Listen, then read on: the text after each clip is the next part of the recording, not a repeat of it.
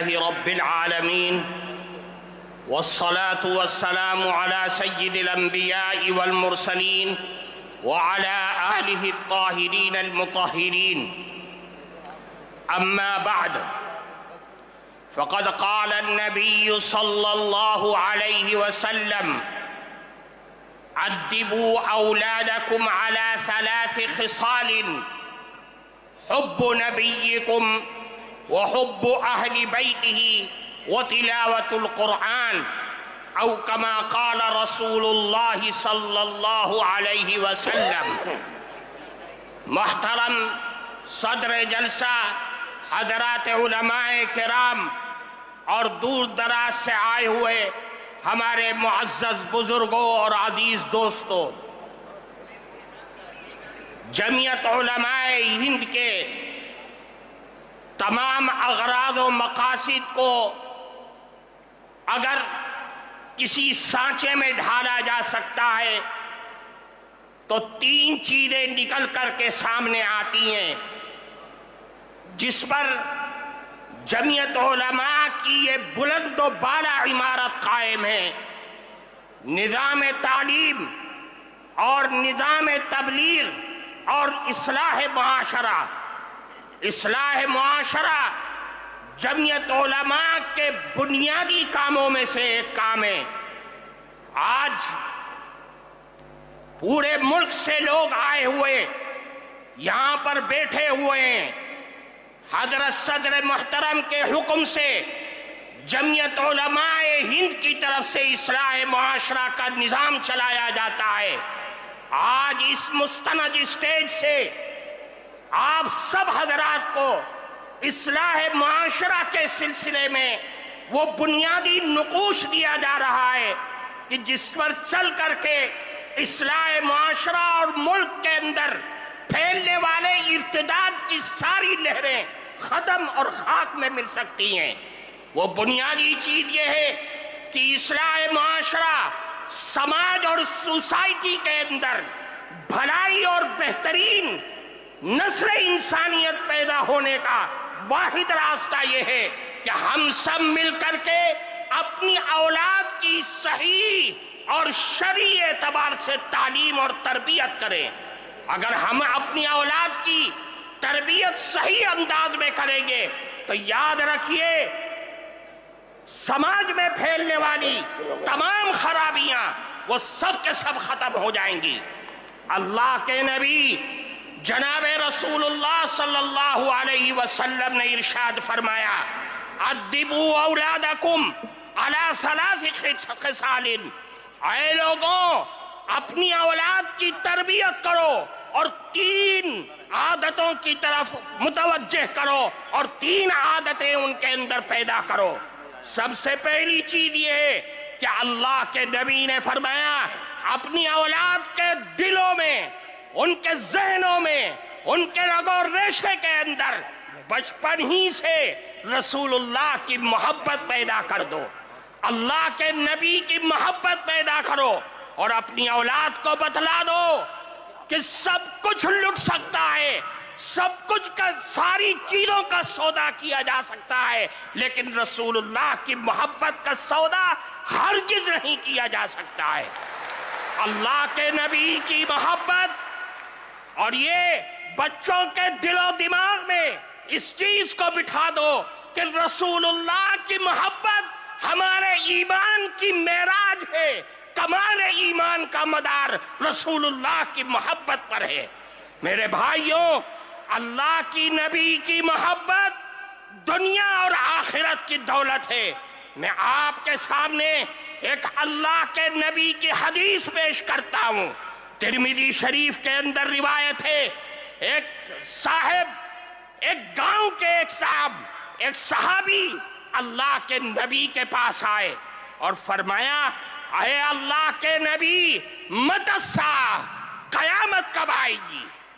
حدیث میں ہے کہ اللہ کے نبی نماز کے لیے جا رہے تھے، کوئی جواب نہیں دیا. نماز پڑھائی، سلام پھیرا اور پلٹ گئے. فرمایا: من السائل، کون ہے سوال کرنے والا جو یہ سوال کر رہا تھا کہ قیامت کب آئے گی؟ صحابی کھڑے ہو گئے اور عرض کیا، اے اللہ کے نبی، میں نے سوال کیا تھا کہ قیامت کب آئے گی؟ اللہ کے نبی نے پلٹ کر کے ان سے سوال کیا کہ یہ بتلاؤ کہ ما عادت لہا، تم نے قیامت کے لیے تیاری کیا کر رکھی ہے؟ وہ صحابی تھے، صحابی کے جو دل میں ہوتا ہے وہی زبان پر ہوتا ہے۔ صحابی نے کہا، اے اللہ کے نبی، ما عادت لہا لا کبیر صلاۃ ولا صوم الا انی احب اللہ ورسولہ۔ اے اللہ کے نبی، میرے پاس کوئی نمازوں کا پٹارا نہیں ہے، روزوں کا انبار نہیں ہے، لیکن ایک دولت میرے دل میں بس رہی ہے کہ میں اللہ اور اس کے نبی سے بے پناہ محبت کرتا ہوں۔ اللہ کے نبی نے فرمایا، اے لوگوں، یہ اللہ کے نبی کا جواب لے کر کے یہاں سے جانا۔ اللہ کے نبی نے فرمایا کہ اے سوال کرنے والے سنو، قیامت تک آنے والی نسل انسانیت سنو۔ فرمایا، المرء مع من احب وانت مع من احببت۔ یاد رکھو، آج دنیا میں جو آدمی جس سے محبت اور دل کا لگاؤ پیدا کرے گا، قیامت کے دن بھی وہ اسی کے ساتھ اٹھے گا، اور تم نے جس سے محبت کا دعویٰ کیا ہے، قیامت کے دن بھی تم اسی کے ساتھ ہوگے۔ اس حدیث کے راوی حضرت انس رضی اللہ تعالی عنہ فرماتے، صحابہ کرام اس جملے کو سن کر اتنا خوش ہوئے کہ میں نے اسلام کی زندگی میں کبھی بھی صحابہ کرام کو اتنا خوش ہوتے ہوئے نہیں دیکھا تھا۔ میرے بھائیوں، رسول اللہ کی محبت ہمارے لیے بنیاد ہے۔ ہم سب کچھ لٹا سکتے ہیں، لیکن رسول اللہ کی محبت کا جنازہ، اس کا ایک حرف بھی اپنے دل سے نکال نہیں سکتے، اپنی زندگی سے نکال نہیں سکتے۔ فرمایا، دوسری چیز، اہل بیت کی محبت۔ بچوں کے دل میں رسول اللہ کے گھر والوں کی محبت ان کے دل کے اندر ڈال دو۔ یہ پیدائش کے بعد سے جب بچہ ہوش سنبھالے کہ جس کے بارے میں اللہ کے نبی نے فرمایا، افتحوا، سب سے پہلا کلمہ فرمایا کہ لا الہ الا اللہ ان کی زبان سے کلواؤ، اور قیام اور موت کے وقت لا الہ الا اللہ کی تلقین کرو۔ پھر فرمایا آخری چیز، وہ تلاوت القرآن الکریم، قرآن کریم کی تلاوت، قرآن کریم کے الفاظ سے محبت، قرآن کے حلال کو حلال اور قرآن کے حرام کو حرام اپنے بچوں کی زندگی کے اندر بھر دو کہ میرا قرآن، میرا اللہ مجھے یہ کہتا ہے، مجھے اس بات کی دعوت دیتا ہے۔ میرے بھائیوں، قرآن ہماری زندگی کا دستور ہے، قرآن ہمارا آئین ہے، آئین شریعت ہے۔ قرآن کو لازم پکڑنا ہوگا۔ یہ جمعیت علماء کے اسٹیج سے آپ کو دعوت دی جا رہی ہے۔ اللہ کے نبی نے فرمایا، الا انہا ستکون فتنہ، اے لوگوں آگاہ ہو جاؤ، فتنے آئیں گے، آزمائشیں آئیں گی، بلائیں آئیں گی، دنیا کی بھی آئیں گی اور آسمانی بھی آئیں گی۔ صحابہ کے کلیجے ہل گئے۔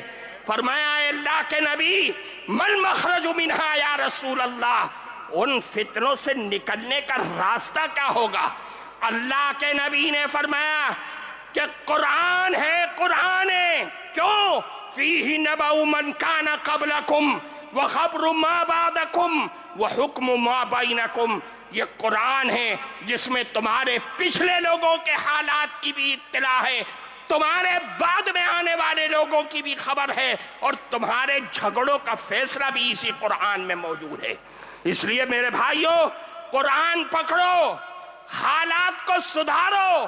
یہ مسائل، یہ الجھنیں، یہ پریشانیاں، یہ ہمارے آفتوں اور مصیبتوں کی وجہ سے آ رہی ہے۔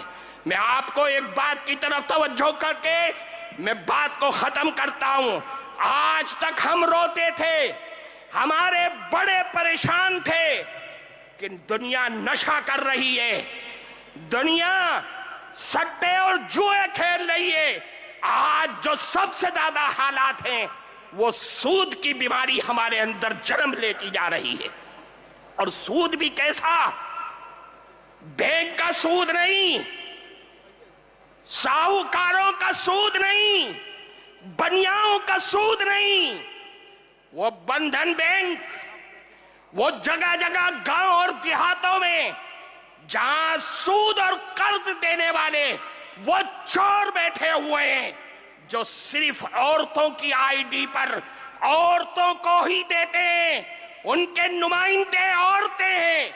ہمارے مرد گھروں میں بیٹھے ہوئے سو رہے ہیں۔ میرا کون سا کلیجہ ہے، کون سا ہمارا دل ہے جو اس بات پر راضی ہوتا ہے کہ میری جوان بیٹی، میری جوان ماں، میری جوان لڑکی ان غیروں کے آفسوں میں جا کر کے قرض لے کر کے آتی ہے اور میں سارے ہفتے اس قرض کی قسط چکانے میں لگ جاتا ہوں۔ میری عورتیں بیگانہ ہو گئی، بیوی میری ہے لیکن اس کے آفسوں میں وقت گزار رہی ہے۔ ہماری سوچ اور فکر پر لعنت ہے ایسی۔ اس لیے میرے بھائیوں، سوچو اور سود سے نکل کر کے باہر آؤ۔ اصلاح معاشرہ کو ہر گاؤں، ہر گلی، ہر مسجد کے حلقے میں اس کو پروان چڑھاؤ تاکہ میری قوم ان لعنتوں سے باہر آ سکے۔ وآخر دعوانا